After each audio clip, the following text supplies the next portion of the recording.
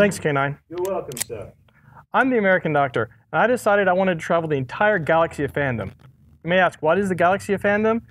Star Wars, Star Trek, The Hobbit, Sherlock, Hunger Games, anything you can get excited about watching or reading is part of fandom. Now I'm inviting you to join me on my travels over the entire galaxy of fandom, but we won't be traveling alone. I'd like to introduce my two companions, Tweenie and Reporter Rains. Hi, this is Tweenie. I am new to cosplay, however I'm not new to the geek world. I will be your host for your comic news, your tabletop, video games, and online gaming news. And I'm Reporter Rains, your #1 source for all things fandom related. I'm a proud, self-proclaimed nerd who loves all things sci-fi and fantasy, from Doctor Who to steampunk. I will be reporting live from conventions and interviewing people on the street to bring you all the latest news on everything going on in the galaxy of fandom. In fact, Reporter Rains will be off right now to conduct our first Fan on the Street interview. All right, Tweenie, as an expert in comics, I've got a question for you. Understand Robin died again. Yes, this time it's Damian Wayne, a Grant Morrison creation. He is the son of Bruce Wayne and Talia al Ghul. He was actually impaled by the Heretic, an artificially aged clone of his. So he actually killed himself. Yeah, the Heretic's actually an agent of his own mom. That's a rough childhood. Oh, yes. All right, now, he was the 4th Robin, right? Well, technically the 5th Robin if you count Stephanie Brown from the previous universe. Well, Stephanie Brown was like Robin for, what, 20 minutes? Yeah, she died and came back to life again. Well, now, Jason Todd was actually killed by the Joker in a Death in the Family. Of course, that was back in 1989. Yeah, his death was actually up to the fans. They had a telephone poll where fans could vote him off to live or die, but since he was pretty unpopular, fans voted him off. Well, how does that compare with Damian Wayne? Well, Damian was actually created by Grant Morrison, and he was actually created to be very unpopular, very unlikable. He was a brat. But when he died a hero, so a lot of fans found that to be a redeeming quality for him. So we're 2 Robins down. Thanks, Tweenie. Next we have John Simons from Comic Palooza.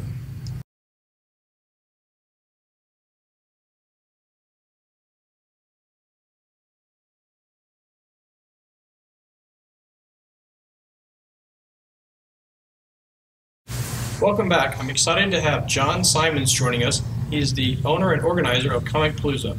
As opposed to me trying to tell you about Comic Palooza, I'm just going to let John explain it. So can you tell me what exactly is Comic Palooza? Sure, thanks. Comic Palooza started out as a simple promotional event for local comic book creators. We had about a dozen of them in the lobby of a movie theater the weekend The Dark Knight came out back in 2008. It was pretty popular, everybody had a good time, so we went ahead and did it again.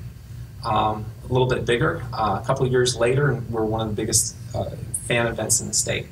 Great. Now, I've seen your lineup, and it's pretty impressive. Can you share some of that lineup with us? Sure. We have a lot of guests coming. We start off with Patrick Stewart, Michelle Rodriguez, who's got her movie Fast and Furious 6 coming out. We have Carrie Elwes from The Princess Bride. We've got Danny Trejo. We've got Avery Brooks, Sam Huntington from Being Human. We have a lot more. We have over 100 guests total. Well, that's a great lineup. But if for some reason you're not into famous, beautiful people, do you have any artists or authors coming? Yeah, we've got quite a few of those too. Of course, we got the legendary George Perez. We have Chris Claremont, who wrote one of the most popular runs in X-Men ever. We have the fantasy artists Boris Vallejo and Julie Bell. We have Bob Layton, who's very famous for his run on Iron Man, and just a ton more. We've got Kevin Anderson, who's written 50, 100 different novels, sci-fi novels. Alan Dean Foster, who's a legend in sci-fi. Okay, so on the very off chance that you don't like to meet exciting sci-fi people and you don't like to read great comics and whatnot, what else could you possibly do at Comic Palooza? Well, the answer is just about everything. Including our gaming, we've got over 500 hours of programming, and that includes things like concerts, roller derby. We've got professional wrestling matches, including a famous professional wrestler, Scott Steiner, coming.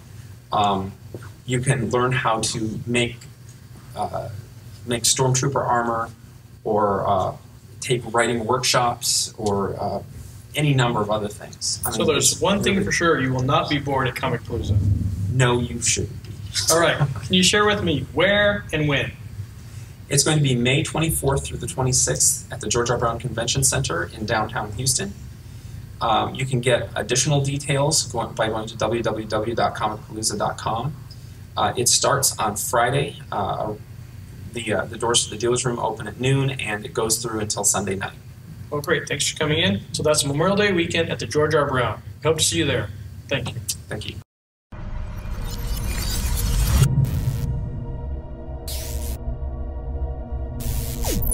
Hi, it's reporter Rains here from 8 Dimension Comics with our first Future of Fandom segment. Now we have Alyssa here who loves Pokemon. Hi there, what do you like about Pokemon? That there's a bunch of stuff you can do with it. That I play my Pokemon video games. There's a thing you can go on the internet where you battle, and you can battle other people with Pokemon cards like this one. Oh cool, now do you have a favorite Pokemon? Yes, Black Tyrant card right here. Neat, now who do you play Pokemon with? I usually do battles with my dad, and I talk about it with my best friends Nicole and Misty. That sounds awesome. Now let's go over to Jeremy, the owner of 8 Dimension Comics. Hi, do you have a lot of young people who come into your store? Oh, every day. There's always tons of kids here. Great, now do you have a lot of people interested in Pokemon who come in? Oh yeah, Pokemon's great, and they say you gotta catch them all, so we sell them all. Thank you. Now, from 8 Dimension Comics, this is Reporter Rains. Back to you. All right, we're excited to have with us Bill and Heidi Hughes. Welcome. Thank you. We're Thank happy you. to be here. Welcome to Galaxy of Fandom. Boy, this is fantabulous. You know, it doesn't look like a galaxy from in here, but I know that people out there will believe it's a galaxy. It's a galaxy because of guests like you, things that we do that are bigger than life, bigger and better in Texas, because we're in Texas and everything is bigger and better in Texas. In fact, I understand you actually started a film company based on that. Can you tell me a little bit about that? Well, we actually started a company called the Big Tex Moving Picture Company. And because we built it here in Texas, we named it that. And of course, we named it that because you thought that was a good name. Well, yeah, because when I was a kid, we called them moving pictures, not movies. So it's the Big Tex Moving Picture Company. Of course, when we got the Big Tex Moving Picture Company.com, people have to type in so much on the Big Tex Moving Picture Company. We're thinking about calling it the Big Tex Company. And people are calling us to move their pictures. Yeah. Seriously. Seriously. All right, but you do films then, right? Yes, we do. In Okay, fact, good, that's because I'd hate to have you in here for moving pictures. for moving pictures. That's That would right, not really yeah. work for me. Now, before you did big moving pictures, you did a little work in comics, didn't you? I did quite a lot of work. In fact, since my earliest years, I loved doing comics when I was young, and that's kind of where I got into the storytelling and doing all the visuals together, and that's sort of what drew us into doing movies eventually. But I used to work for Antarctic Press, did a couple of creator-owned titles with those guys, and I eventually ended up working for Dark Horse Comics. The editor from Antarctic Press went on to Dark Horse Comics, liked working with me because I turned stuff in on time, basically. And he called me up one day and said, "Hey, Bill, we got this project that no one else wants to work on." He says, "It's Star Wars." And I'm like, "No one else wants to work on this thing?" And this was the time where there was a gap where Star Wars had kind of dropped off the maps. You know, believe it or not, there was a time when it had dropped off the map. And none of the artists wanted to do it because it wasn't edgy, it wasn't really, gruesome or anything like that. And we love doing stuff for kids. Our stories are kid-focused. We really like that whole, imaginative, fun, colorful way of telling stories. And, Star Wars was right up my alley. We did that 7, 8 years. I worked for Dark Horse and Lucasfilm, and did a lot of books for Lucasfilm. And Well, with all that Star Wars work, did you ever have an opportunity to work on any of the feature films?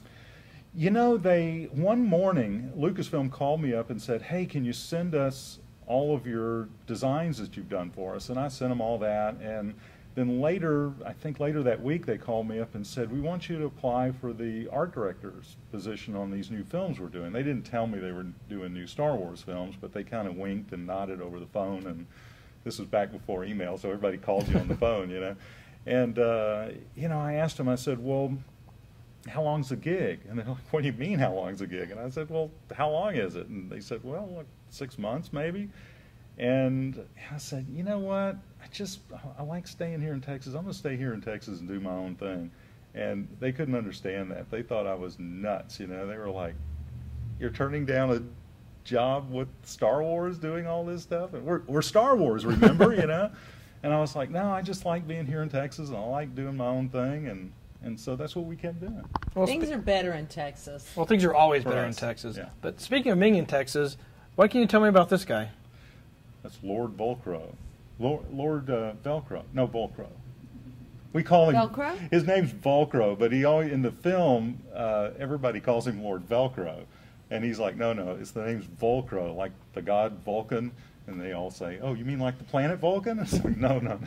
Lord Volcro is from the planet Helios, which is a molten planet. And in the movie, Matt Mercury, plot of the Galactic Mastermind, he makes the spaceship that is used by the bad guy. And I'm not going to tell you what the bad guy does with his spaceship. You're going to have to see the movie to find out. Tell him what he does with it. Oh, okay, I'll tell you. It's this giant spaceship with a huge claw on it, and it comes screaming through the galaxy to kidnap a planet. And what planet would you think it takes? Why, Earth, of course.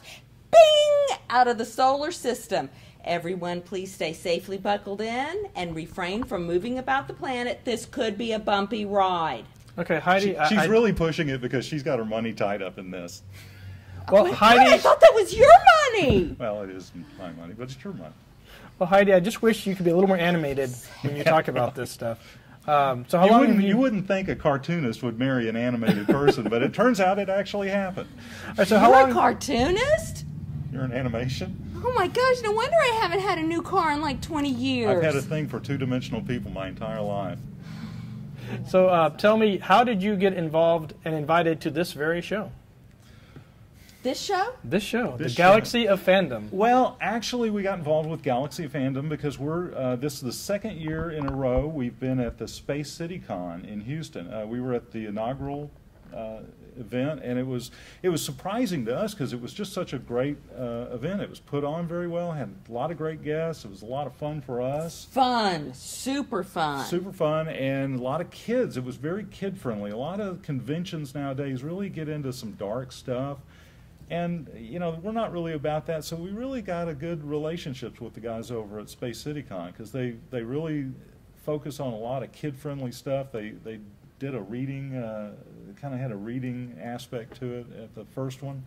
And this one is really going to be great because they've got a lot of stars and actors that I really like. They've got John Delancey, who I'm just a big fan of for, you know, played Q in Star Trek. And He was so mean, but in a fun way. yeah, he was sort of like a mean, fun guy. Yeah.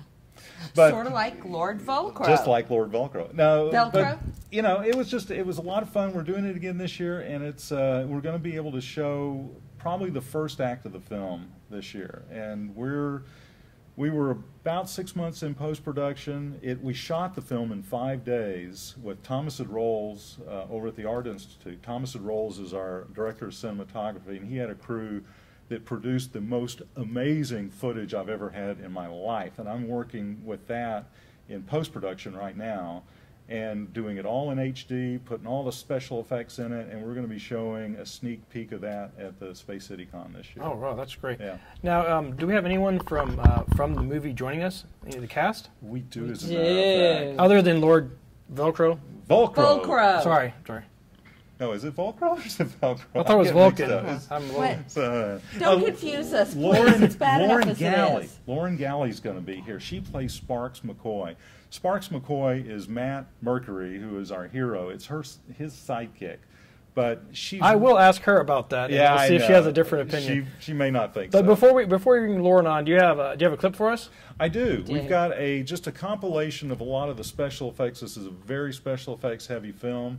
We think it looks as good as any big budget production you'll ever see. The thing that we really like about this picture is you're going to see things you'll never see in a Hollywood film because we're really thinking out of the box. Bright colors, reminiscent of the things we liked when we were kids, but just new, exciting science fiction stuff. And here it all is.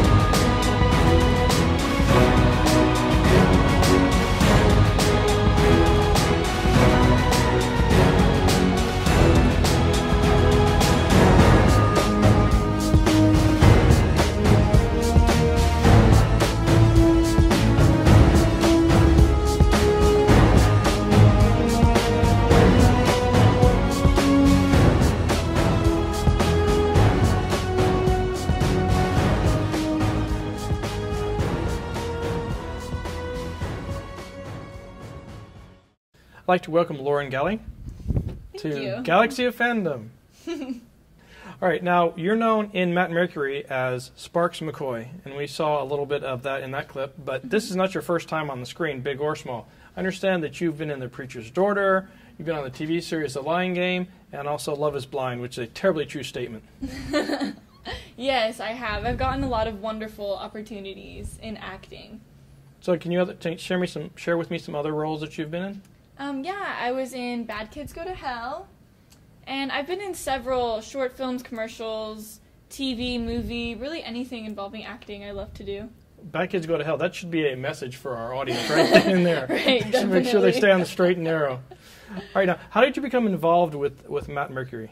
Bill, the director, actually contacted me about it, and I didn't know too much about it. I went and auditioned, and I remember leaving that audition. Usually as an actor, you try to kind of forget about it in case you don't get it. You know, it's like, oh, no big deal, forget about that one, on to the next. But I was like, that was fun. I really hope I get that role. It is. It's a very family-friendly film, but it's not so kiddish that adults can enjoy it as well. Right, yeah, it's great for everyone. There's some adult humor in there that I don't think the kids will maybe catch up on, but there's a lot of really cool stuff for the kids as well. So I'm excited to see it. There's a lot of action, a lot of effects that you don't generally expect from an independent film like this. Yes, it's been incredible. I've been seeing as it goes along some of the clips, and I'm so excited to see it all put together. Now, Bill did inform me that you are Matt's sidekick. Is that correct? I am his sidekick, but I like to think of myself as more than that. I'm the navigator of the ship, and Sparks is very sassy, and she has a lot of attitude, which is a lot of fun to play. And she kind of sets Matt straight sometimes, and she kind of has the common sense behind the group, even if she has attitude and rolls her eyes every 5 seconds. Right, now in the clips we saw, you had blue hair. Is that not something you carry on a daily basis? No, it's not. It's definitely a wig, but it's funny, some of the people on set got so used to seeing me with blue hair that when I would show up in the morning, they'd be like, wow, I didn't recognize you. All right, so I'm going to assume that you're going to have blue hair in this next clip as well? Yes, okay. I will. Great. Can you set that clip up for us, please? Yes, this clip was filmed in the planetarium, actually. And it was a lot of fun to do. It shows a lot of Sparks' kind of attitude and sass in it. She's, you know, getting a little frustrated, as usual. And it was a lot of fun, so I hope y'all enjoy it. This is the Alpha Zone, an area of space more than 400,000 light years across the center of our galaxy. And until now, it has been completely unknown to us. This is the Galactic Mastermind. That is creeping me out. How do you even know this is real? It looks fake to me. Many things appear to be beyond belief to the untrained eye, Captain Mercury. And just who in Neptune's eye are you? Well, that certainly did have a little attitude from Sparks. I can see how that's that's a major part of her character. It is. Well, again, Lauren Galley, thanks so much for coming. Thank you. And I look forward to seeing you here in Houston when? For the Space City Con. I'm very excited about it. Great, thank you. Thank you so much. You have a great day. You too.